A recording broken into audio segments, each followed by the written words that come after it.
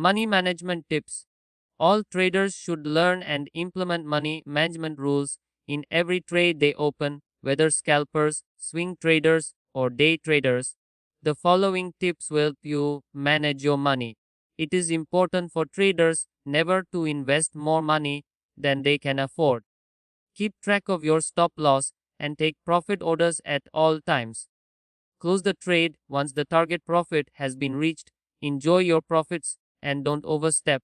Traders who are new to trading should not trade more than 50 to 2% to their trading capital at one time.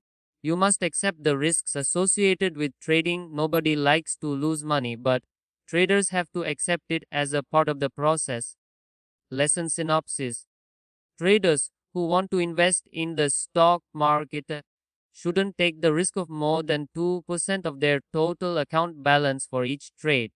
Fixed fractional methods require you to purchase stocks for a specific amount before you can begin investing. Intraday trading is an excellent method of making fast profits as long as you invest in the right stocks. The size of your trades should be proportional to your equity. It is important for traders never to invest more money than they can afford